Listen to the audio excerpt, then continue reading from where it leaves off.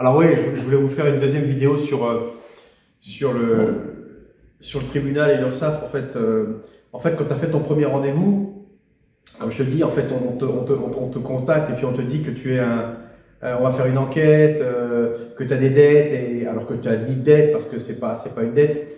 Bon, on te prend pour un bandit, puis après on te convoque 15 jours après, on te dit bon, on a bien réfléchi, sauf qu'en fait, en amont, tu as 7 bonhommes qui sont derrière, des corbeaux en noir, et ces corbeaux, tout est déjà joué d'avance, tout est déjà pipé d'avance. J'ai des tonnes des tonnes, quand je des tonnes, j'ai énormément de papiers qui prouvent qu'aujourd'hui, en fait, ils mangent ensemble, ils se côtoient.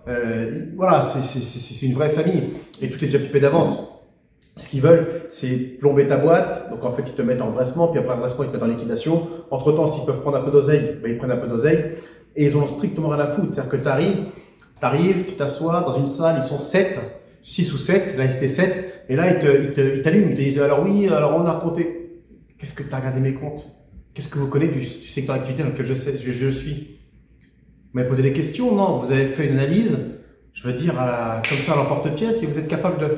Et en fait, quand ils voient que tu connais ton sujet, ben, en fait ils sont complètement paumés. Et là, quand tu leur dis qu'en fait tu les mets face à eux-mêmes, ils décident de te dire non mais nous on va quand même faire comme ça parce que.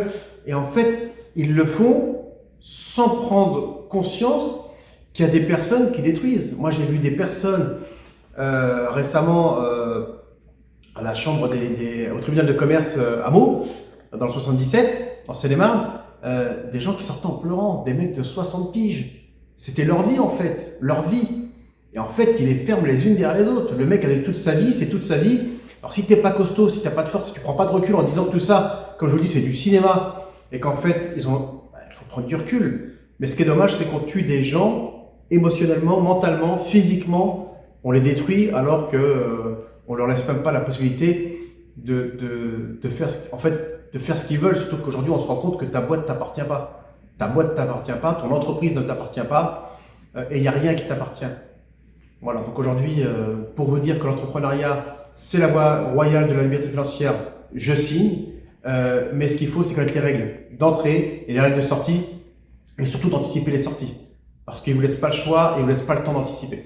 Donc il faut juste prendre un peu de recul et trouver votre GPS pour qu'il vous guide entre l'entrée et la sortie quand il y a besoin de faire une sortie, que vous sachiez où vous mettez les pieds.